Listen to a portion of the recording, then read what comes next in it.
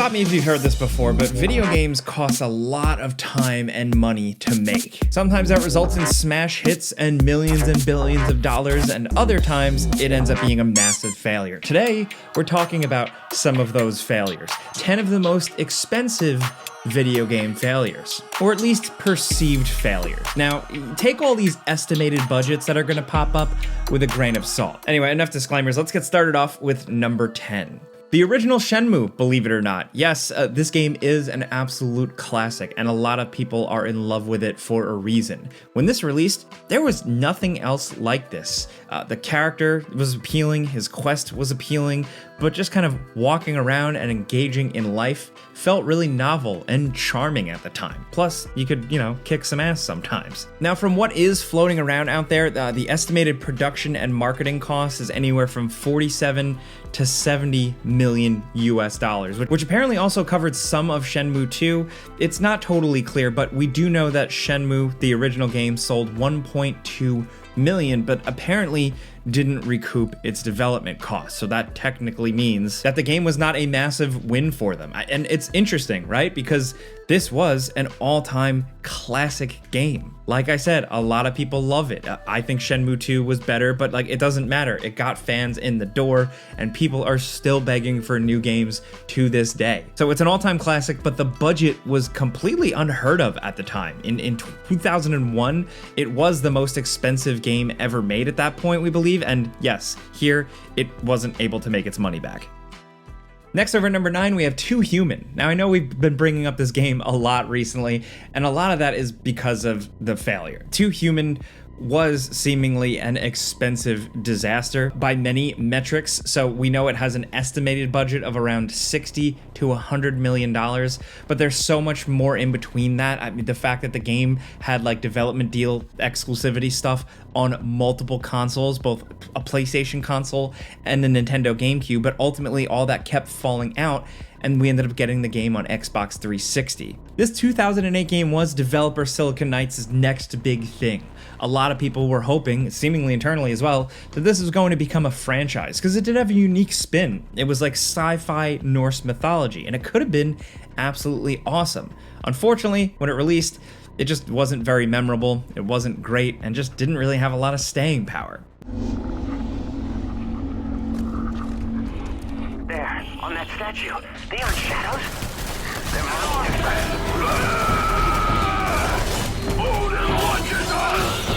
for the easy way out.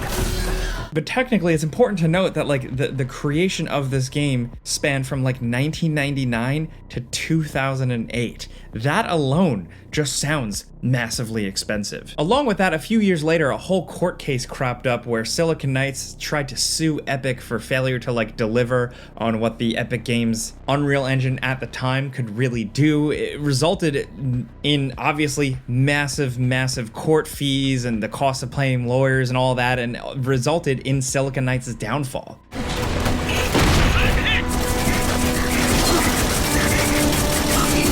Next, over at number 8, we have APB, All Points Bulletin. This game was billed as the big multiplayer Grand Theft Auto game before Rockstar really got around to it. APB was absolutely hyped up, and it was a massive production with an estimated $100 million budget. Again, we're getting this from Wikipedia, but either way, the number doesn't really matter. The point is that this game was massively expensive. I mean, think about it, all the networking infrastructure, the building of a whole open world game, getting that online, dealing with characters, crime, players having freedom, so much to it. And when the game released, it really didn't take off like they were hoping. It still has some dedicated fans to this day, yes, but it was nowhere near seemingly what it cost to really make it, especially with the fact that eventually Rockstar would dominate with, Grand Theft Auto Online, seemingly forever. There's not really a lot of room for anything else there, but what really was the icing on the cake, or what really made it feel like a financial failure, is when K2 Network purchased the game for a mere £1.5 million in 2010. So even though the game did manage to live on in some ways here and there, that did feel like a massive L from the very lofty goals this game originally set out with.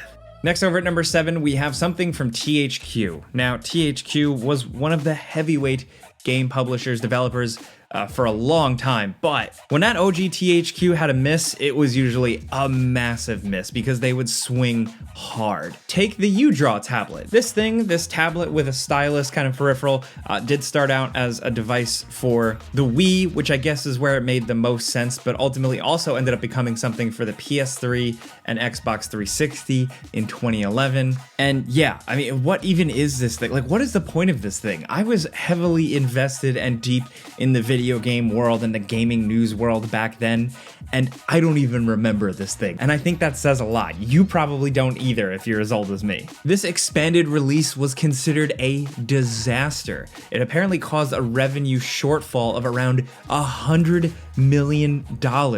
They admitted it. The CFO admitted it on a financial earnings call, and he said that they had like 1.4 million unsold units that were just like sitting in a factory somewhere, sitting in a warehouse. Nobody wanted this thing, ending up with a massive like $100 million L. This is insane. And apparently, according to Eurogamer, the former company president actually blames this U-Draw thing as one of the massive mistakes which eventually did lead to THQ's demise. Obviously, THQ ended up kind of being packaged up, bought, and rebranded into a different thing now in modern gaming history, but the old THQ, as we knew it, fell flat on its face at one point, and I bet one of those trips to lead to that fall was definitely this U-Draw thing. Again, I barely even know what this thing is. It's so stupid. Look at it.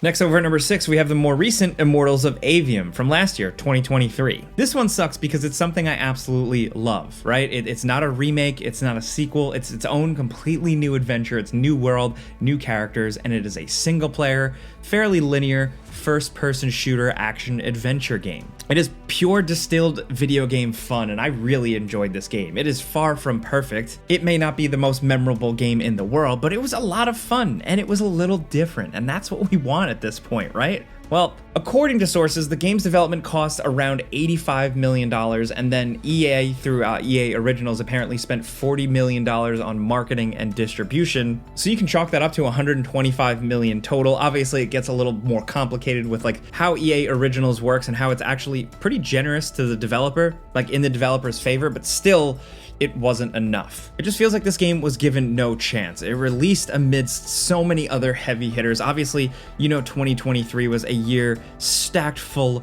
of top tier 10 out of 10 game releases, like Baldur's Gate 3 was around that time, so it was a really tough going for Immortals of Aveum. And ultimately, the studio that set up to create this game and this whole new thing ended up shutting down after this. After poor sales, it laid off about 45% of the staff, and then in April 2024, the rest of the staff was placed on furlough. So it's unfortunate because they really tried with this one. Sometimes it just doesn't work out. And sometimes when it doesn't work out, it can be kind of expensive. Next, over at number 5, we're switching gears here for a sec with Final Fantasy: The Spirits Within. This is not a mainline Final Fantasy game. This is actually a feature film, a computer animated full-length film from 2001 that I'm gonna totally admit I absolutely loved. It had heavy hitter stars like Steve Buscemi and Alec Baldwin in it, and it was absolutely crazy. Is it goofy? Is it very early 2000s? Yes. Does it really carry a lot of the philosophies of the Final Fantasy games? No, not really, but it sure was something. I don't know, maybe it's nostalgia. But according to sources, it was $137 million to make, which is equivalent to $214 million in today's money, and apparently only grossed $85 million in box office. This was considered a box office bomb by all means. I mean, they really went big on this one. It had TV commercials, it had fancy posters, again, it had a lot of famous actors in it, all that press, all that stuff,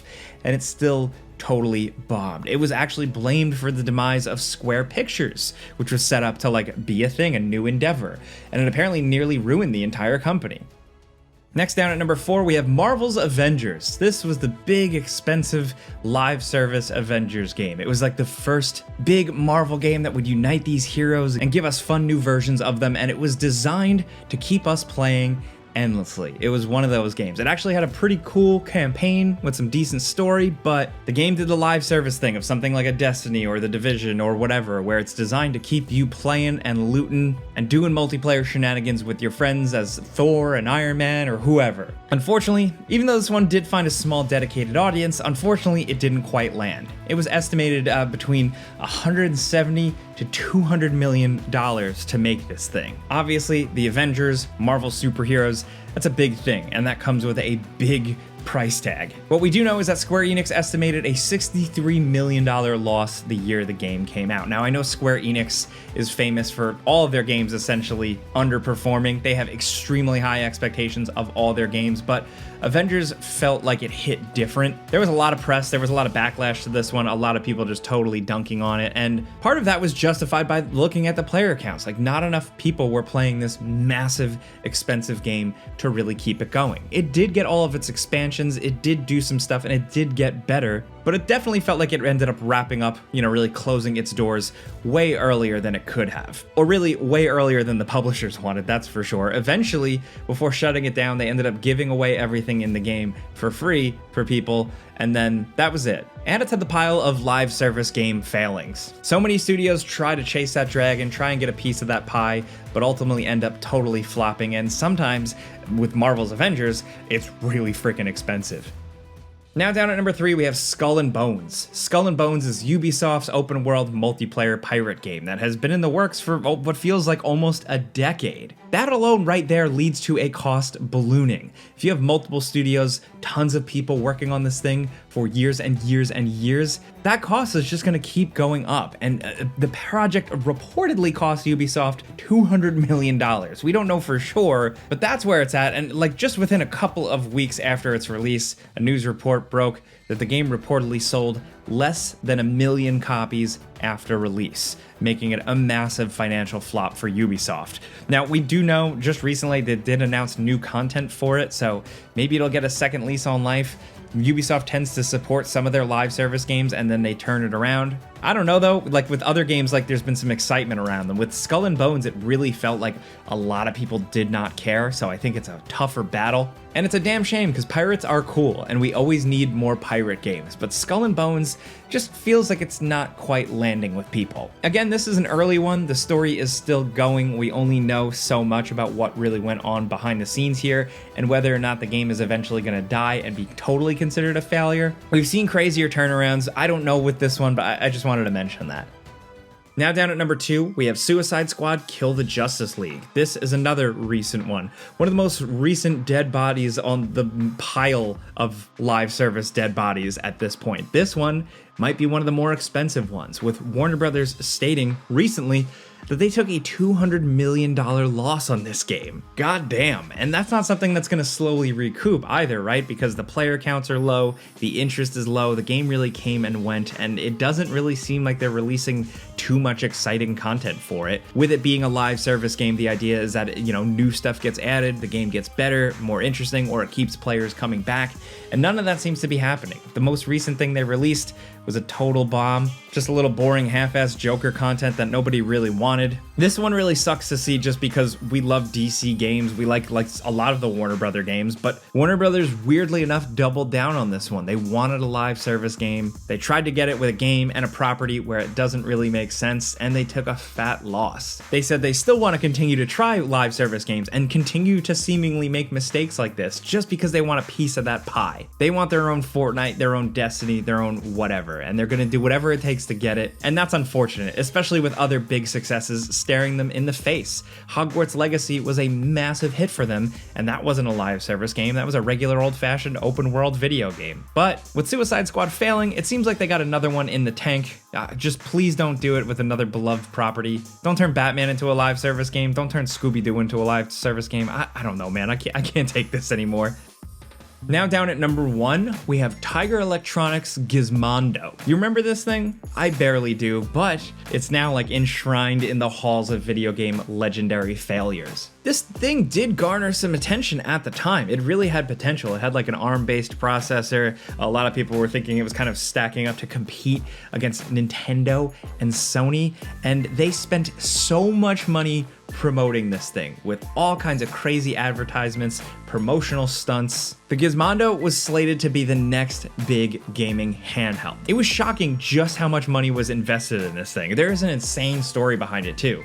The guy that was apparently in charge of Tiger Electronics reportedly had like Swedish mafia connections. I don't know, the whole convoluted story behind this thing is absolutely nuts, but ultimately it ended up with the company being $300 million in debt because this silly device sold less than 25,000 copies. Yes, After all these flashy product reveals, promotional stunts, advertising, storefront stuff, press attention, that's it. 25,000 people, if even that, bought this thing. It was not exciting, nobody really liked it. It was dubbed one of the worst game consoles of all time. Part of the reason was because it released with practically no games. It had like 14 games planned to release in the US and only 8 of them ever came out, and they were all pretty much stinkers in one way or another. $300 million for this thing. I mean, just look at this device on screen here. This is crazy. It's amazing what kind of massive messes people will get themselves into, especially in the world of video games. But that's the point of this list. This is 10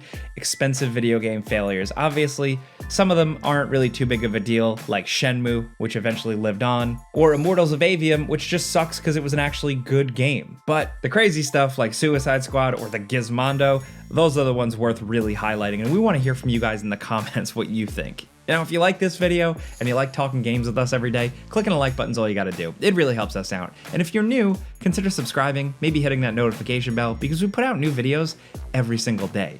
But as always, thanks for watching. We'll see you guys next time.